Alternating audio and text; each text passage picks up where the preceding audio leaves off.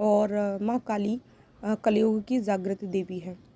बहुत ही ममतामयी, बहुत दयालु है माँ और बहुत जल्दी प्रसन्न होने वाली देवी है।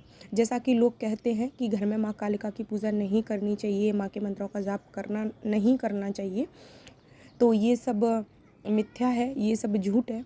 माँ जिस पर कृपा करती है, माँ जिसके साथ चलती है, वो अपने आप आ जाती है।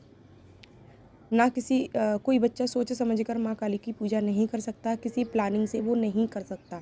जिसके साथ माँ चल रही है वो चली रही है, और माँ को आना है तो वो माँ आके ही रहेगी।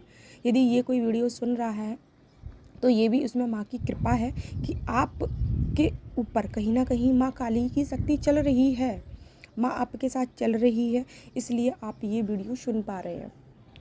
तो माँ काली का मंत्र जाप करने से पहले आपको एक कार्य करना है कि आपको गणपति जी का मंत्र जाप अवश्य करना है, और इसके साथ आपको एक भैरव बाबा के मंत्र का जाप करना है, एक माला, और एक माला आप शिव जी की करना है आपको, ठीक है।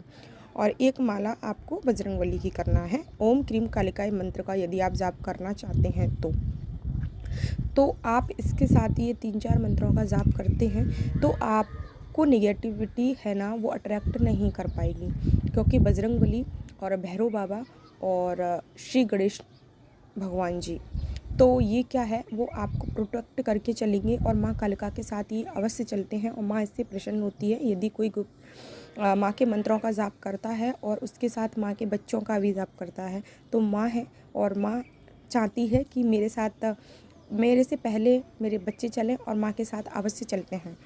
तो आप ओम क्रीम कालिकाय मंत्र का जाप करने से पहले इन 3-4 मंत्रों का अवश्य जाप कीजिए। एक गणपति जी का जो कि विघ्नहर्ता है, आपकी साधना में कोई विघ्न नहीं आए, और एक भैरवनाथ जो कि माँ के बच्चे हैं प्रिय, और एक आप बजरंगबली का जाप, और एक शिव शंकर को मनाना ना भूलिएगा। और इसके साथ आप ये मंत्र करते हैं तो आपको इन दिनों ये 9 मंत्र का आप सिद्ध कर सकते हैं, और जब मंत्र आपका सिद्ध हो जाएगा तो आपको बहुत अनुभव होंगे, जैसा कि आपकी बॉडी में गूज़बम्स आने लगेंगे यदि आप सच्चे दिल से करते हैं। गूज़बम्स आने का अर्थ ही ये होता है कि माँ आपको संकेत दे रही है कि मैं यहाँ उपस्थित हूँ और मैं आपकी पूजा स्वीकार कर रही हूँ। ये आपको यदि संकेत मिलता है तो समझ जाइए आपका मंत्र है वो जागृत हो रहा है और माँ आपकी पूजा स्वीकार कर रही हैं। और दूसरा अनुभव है वो ये है कि आपको माँ स्वप्न में अवश्य आएंगी, आपको स्वप्न दृष्टि मिलना शुरू हो जाएंगी इन नवरात्रि में, क्योंकि बहुत पावरफुल दिन है ये, बहुत एनर्जी बरस रही है इन दिनों पृथ्वी पर। और